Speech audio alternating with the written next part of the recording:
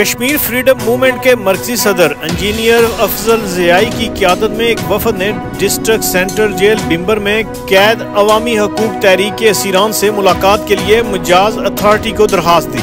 مجاز اتھارٹی نے ملاقات کروانے سے انکار کر دیا۔ موومنٹ کی قیادت نے فی الفور اجلاس منعقد کرتے ہوئے جیل کے سامنے پرامن دھرنا دینے کا فیصلہ کیا۔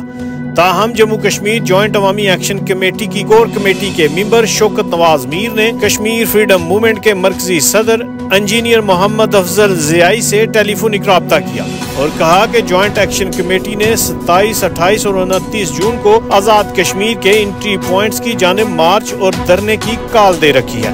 موجودہ صورتحال میں یہ دھرنا توانائی کا ضیاع ہے۔ شوکت نواز میر کا کہنا تھا کہ چونکہ ہم سب جموں کشمیر جوائنٹ عوامی ایکشن کمیٹی کے پلیٹ فارم سے عوامی حقوق کی بازیابی کے لیے جدوجہد کر رہے ہیں، لہٰذا میری اپیل ہے کہ کشمیر فریڈم موومنٹ کے ساتھی پارٹی لائن سے ہٹ کر جموں کشمیر جوائنٹ عوامی ایکشن کمیٹی کی پالیسی اور کال کے مطابق اس دھرنے کو مؤخر کرتے ہوئے 27، 28 اور 29 جون کی کال کو کامیاب کرنے کے لیے تمام تر ذرائع بروئے کار لائیں۔ کشمیر فریڈم موومنٹ کے کارکنان نے کہا کہ عوامی حقوق کی اس جدوجہد میں Jammu Kashmir joint action committee کے شانہ بشانہ شوکت نواز میر کے مشورہ کو قبول کرتے ہوئے دھرنا کو مؤخر کرتے ہیں۔ رپورٹ محمد اقبال راجہ، بمبر آزاد جموں کشمیر۔